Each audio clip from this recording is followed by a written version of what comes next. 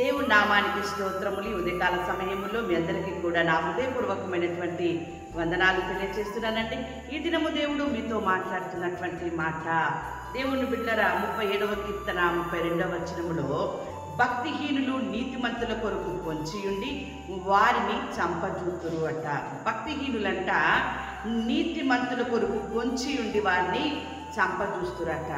ఉదాహరణ, మనము దానియేలు విషయంలో మనం చూసుకున్నట్లయితే, దానియేలుని మంచి నమ్మకమైన వాడు అని చెప్పేసి అతన్ని అన్నిటిపైన అధికారిగా నియమించుకుందామని చెప్పేసి రాజు అనుకుంటాడు.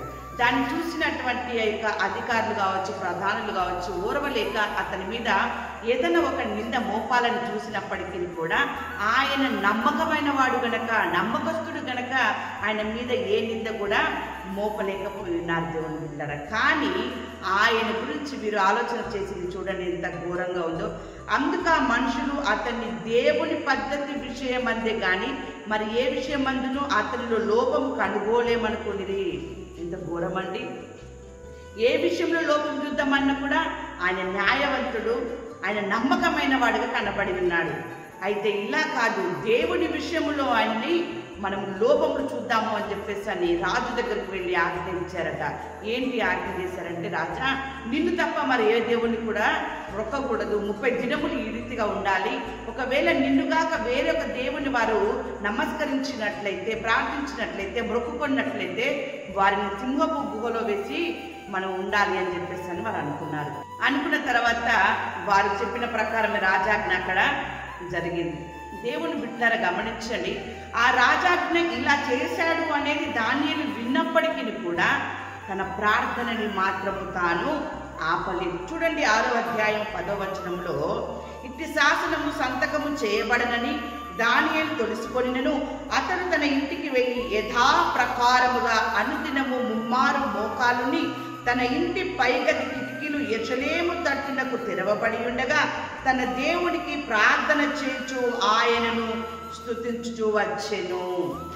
ఎప్పుడైతే ఆ శాసనములు అలా ఉన్నప్పటికీ కూడా దానియేలు ప్రార్థన మరవలేదు. దేవుని బిడ్డలారా, ప్రార్థన మరవకుండా ఆ రీతిగా వారు ప్రార్థించినప్పుడు, ఆ రీతిగా దానియేలు దేవుని సన్నిధానాన్ని గడిపినప్పుడు ఆయనకు వ్యతిరేకంగా కూడిన ఈ గుంపు వారందరూ కూడా ఆ రాజు ఆజ్ఞ శాసనం ఏమైంది, సింహపు గుహలో వెయ్యాలని ఉంది కదా, ఆ రీతిగా అతనిని సింహపు గుహలో వేసి ఉన్నారు. కానీ దేవుని కార్యము గొప్పగా ఆయన విషయంలో జరిగింది. దానియేలు గ్రంథము 6వ అధ్యాయం 19వ వచనంలో వాక్యం ఈ రీతిగా ఉంది. అక్కడ తెల్లవారుజామున రాజు వేగిరమే లేచి సింహముల గుహ దగ్గరకు త్వరపడిపోయెను.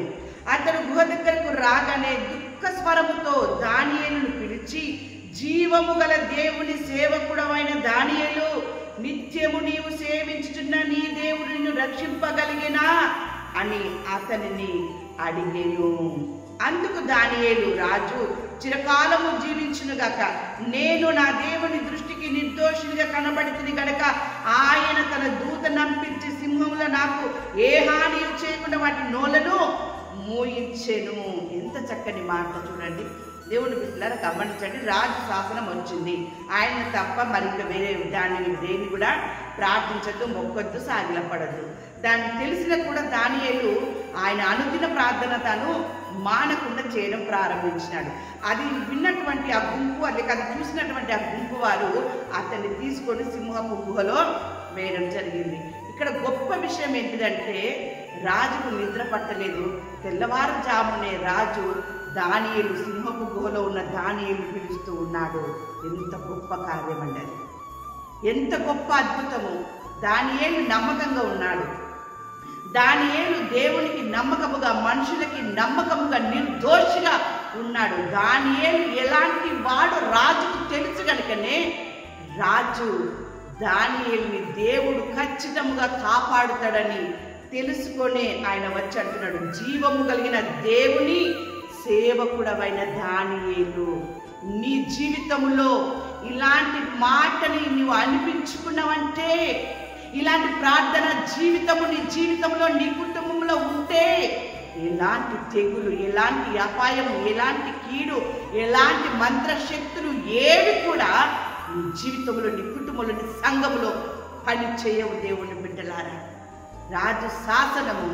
కానీ రాజు జీవము గల దేవుడి కుమారుడైన దానియేలు ఎంత చక్కని స్వరము, ఎంత చక్కని విశ్వాసము, ఎంత చక్కని నమ్మకము.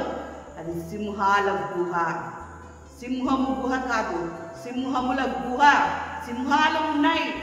మనిషి పడినాడంటే అక్కడ వాటన్ని అక్కడ ఉన్నటువంటి సింహాలు ఆ వ్యక్తిని తుత్తునీలుగా చేస్తాయి.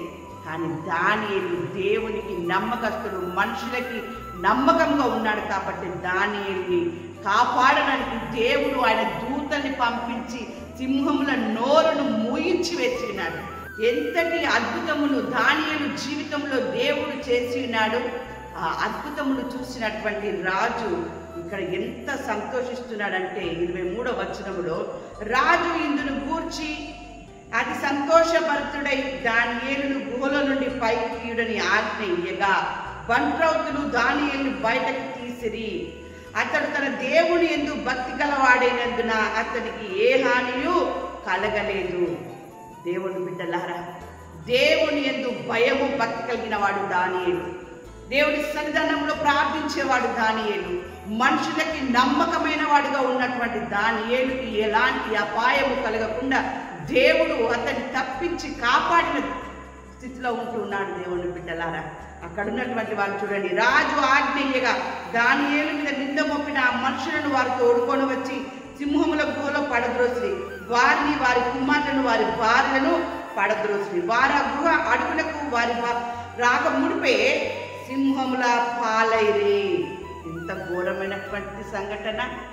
దానియేలును నాశనం చేయాలని, దానియేలును చంపాలని ఆ గుంపు ఎంత ప్రయత్నించినా దానియేలు దేవుని యందు ఉన్న భయమును బట్టి, భక్తిని బట్టి, మనుషుల ఎడల తనకున్నటువంటి నమ్మకత్వాన్ని బట్టి దేవుడు దానియేలును కాపాడాడు.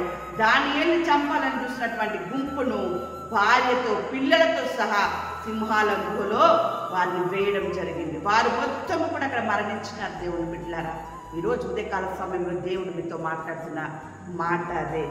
ఆయన తన భక్తులని విడువడు. దేవుడు తన భక్తులని విడువడు. ఎలాంటి పరిస్థితుల్లో మీరు ఉన్నప్పటికీ ఆయన మిమ్మల్ని తప్పిస్తాడు. క్షేమకరమైన స్థితిని, నెమ్మదికరమైన స్థితిని ఇస్తాడు. దేవుని బిడ్డలారా, అందుకనే ఈ దినమున దేవుడు మీతో మాట్లాడుతున్నటువంటి మాట 85వ కీర్తన 8వ వచనం, దేవుడైన యెహోవా సెలవిచ్చు మాటను నేను చెవినబెట్టెదను. ఆయన తన ప్రజలతోనూ తన భక్తులతోనూ శుభవచనము సెలవిచ్చెను. ఈ దినమున దేవుడు నీకు శుభవచనం సెలవిస్తున్నాడు. ఏంటి ఆ శుభవచనం అంటే 37వ కీర్తన 28వ వచనంలో వాక్యం ఈ రీతిగా ఉంది, ఆయన తన భక్తులని విడువడు, వారెన్నిటికీ కాపాడబడు. దేవుని బిడ్డలారా, దేవుని యందు భయము భక్తి కలిగి ఉన్నావా? మీ జీవితంలో దేవుడు నీకు విజయం ఇస్తున్నాడు. భక్తిహీనులుగా ఉన్నటువంటి వారిని ఆయన నిర్మూలన చేస్తూ ఉన్నాడు. నీకు వ్యతిరేకముగా ఉన్నది ఏదైనా సరే, నువ్వు దేవుని యందు భయము భక్తి కలిగి ప్రార్థన చేసే వారిగా మీరు ఉన్నప్పుడు అది మీకు వ్యతిరేకంగా ఉన్నదాన్ని నిర్మూలన చేస్తూ ఉన్నాడు, నాశనం చేస్తూ ఉన్నాడు దేవుడు.